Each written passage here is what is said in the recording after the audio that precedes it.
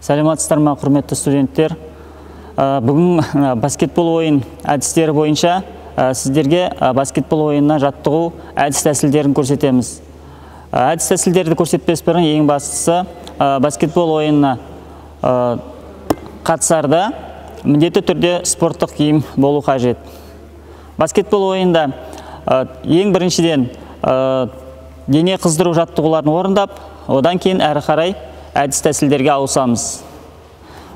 Допты бір қолмен алып жүру кезінде, допты алақанды тигізбей саусақтардың ұшымен допты мінекей соғып алып жүреміз.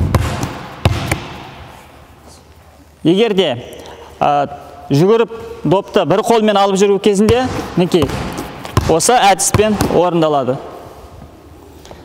Екінші, допты себетке лақтыру. Допты себетке лақтыру кезінде доп иықта, тізе сәл бүгілген, осы бүгілген қалыптан қолды жоғары қарай сермейміз. Енді допты алып жүрудің екінші әдісі алма кезек ауыстырып алып жүру. Допты бір қолмен алып жүру.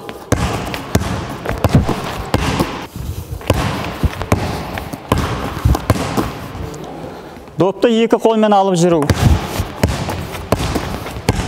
Допты екі адым жасап, себетке лақтыру.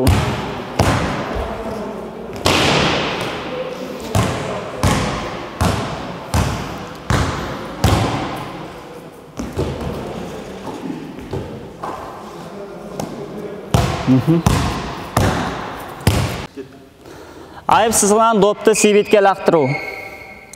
Иықтан орында лақтыруға болады. Екінші әдіс, айып сызылған допты бастан асыра екі қолмен лақтыруға болады.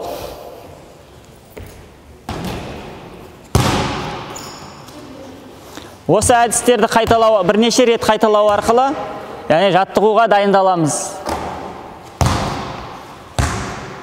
Баскетбол әдістерінің бірі допты қарсыласына төменнен беру, оң жақ қолмен.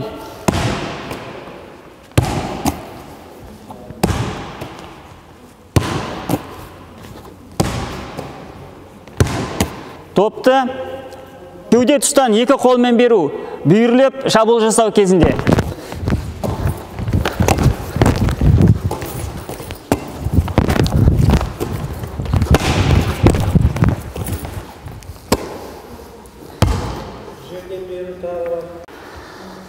Құрметті студенттер, бүгінгі сабағымызды осымен аяқтаймыз. Әр уақытта да үйден дайындалып, салауатты өмір салтын сақтай білейік.